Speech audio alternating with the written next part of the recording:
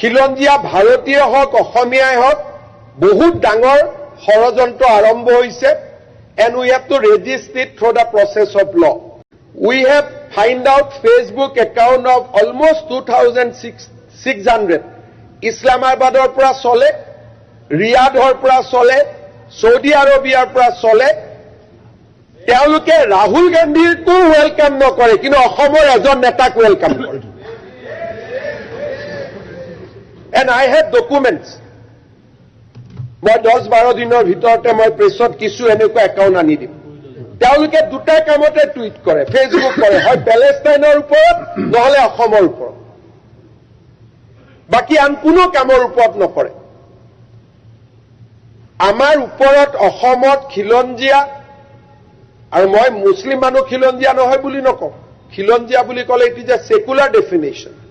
খিলঞ্জীয়া ভাৰতীয় হওক অসমীয়াই হওক বহুত ডাঙৰ ষড়যন্ত্ৰ আৰম্ভ হৈছে and we have to register it through the process of law.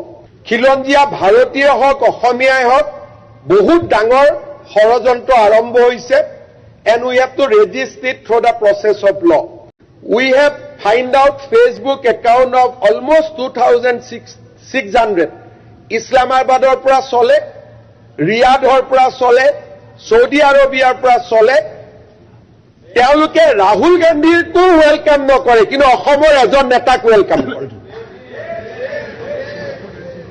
And I have documents. মই 10-12 দিনৰ ভিতৰতে মই প্ৰেছত কিছু এনেকুৱা একাউণ্ট আনি দিম।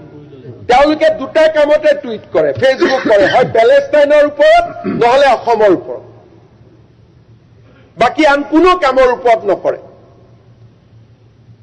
আমাৰ ওপৰত অসমত খিলঞ্জীয়া, আৰু মই মুছলিম মানুহ খিলঞ্জীয়া নহয় বুলি নকওঁ, খিলঞ্জীয়া বুলি ক'লে it is a secular definition.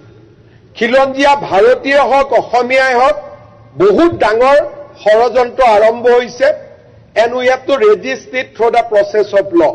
খিলঞ্জীয়া ভাৰতীয় হওক অসমীয়াই হওক বহুত ডাঙৰ ষড়যন্ত্ৰ আৰম্ভ হৈছে and we have to register it through the process of law. We have find out Facebook account of almost 2,600 Islamabadৰ পৰা চলে, ৰিয়াদৰ পৰা চলে, সৌদি আৰবিয়াৰ পৰা চলে।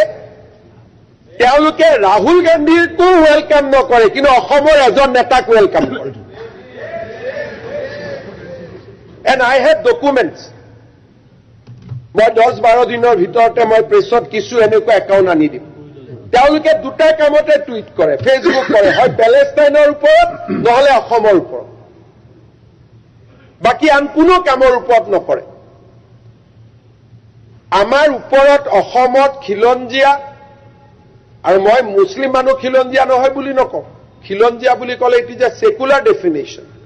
খিলঞ্জীয়া ভাৰতীয় হওক অসমীয়াই হওক বহুত ডাঙৰ ষড়যন্ত্ৰ আৰম্ভ হৈছে and we have to register it through the process of law.